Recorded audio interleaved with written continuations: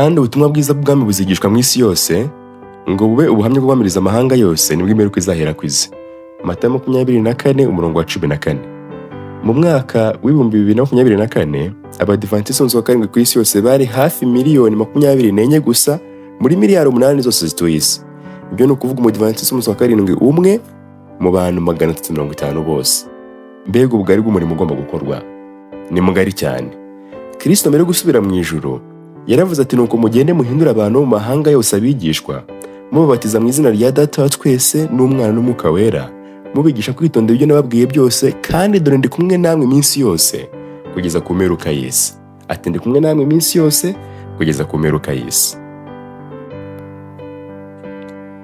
Mbese nshuti muvandimwe, aho wari gukora inshingano yera? Muri iyi minsi insengero zifunze, aho abantu benshi barekeraho gusenga abandi bakabyihorera, aho nawe niba birambitse nko kugaruka kwa Kristo byahagaze, uri kubikora ute? Reka ngurange uburyo abandi tubigenza maze ufatanye natwe mu murimo.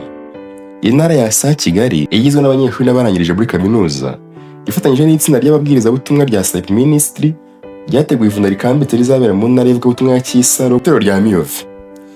Gusa kuko iryo torero rya Miyove rifunze, amavuna azabera hafi aho ku itorero rya Gakenke, aho ni muri Byumba. Pastor Nshimiyimana Benjamin abanyobora intara y'ivugabutumwa ya Kisaro iherereye mu karere ka Rulindo ndetse n'akarere ka Gicumbi. Iryo vuna rizatangira ku itariki 9 z'ukwa munani igeze ku 23 z'ukwa munani 2025. Turi kwiga, turarika, twigisha, duhimbaza ndetse n'ibindi byinshi cyane. Nk'uko bisanzwe bigenda rero mu mavuna akambitse, haba ari ahantu heza haringanyirijwe abantu bazaba bakambika. Abitabiriye iryo vuna bazagira umwanya w'isengesho rya mu gitondo, ibikorwa byiza kujya kurarika urugo ku rundi, imyitozo ngororamubiri, kuramya ndetse no guhimbaza Imana.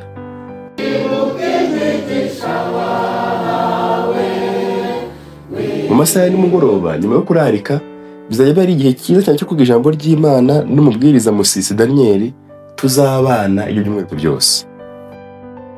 Kugeza uyu munsi mu ntara y'ivugabutumwa Kisaro dufite aho Imana yadusigarije dusengera, ni ku itorero rya Gakenke.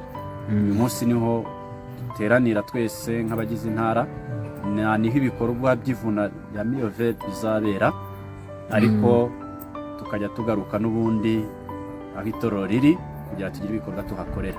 Iri vuna kandi rifite imyihariko ibiri. Uwa mbere, mwumvise ko itorero rya Miyove rifunze.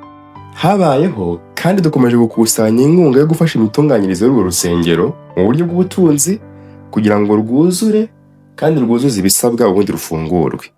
Abazaba bahari kandi bazajya bagira umwanya wo kugira ibyo batunganya kuri urwo rusengero kugira ngo ruzamere neza nyuma y'ivuna rubashe kuba rwafungurwa. Icyo nabwira abizera b'itorero rya Sa ni uko bakwiriye kwitanga mu buryo bwose bushoboka, yaba ubwo mu buryo bw'ubutunzi cyangwa se amafaranga, ndetse nabo ubwabo bagatanga igihe cyabo kugira ngo umurimo ugere hose, kuko muri aka gace uko bigaragara hakenewe umurimo.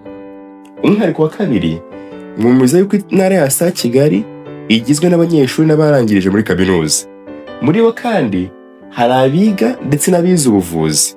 Abo ngabo bazadufasha mu bikorwa byo gupima no gusuzuma zimwe mu ndwara no gutanga inama z'ubuzima.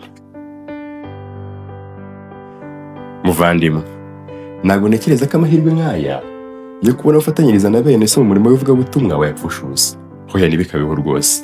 Reka nkurangira ahubwo, niba uzaturuka i Kigali uzaze kuwa nyuma w'isabato ku itariki 8 tujyanirane.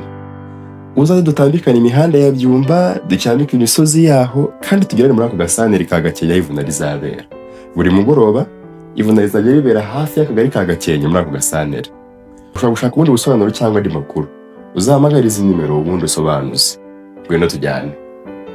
Twatangiye kubona site tuzakoreraho ndetse no gushakisha icumbi abashyitsi bacu bashobora kuba bacumbikamo, ivuna turyiteguye neza nta kibazo.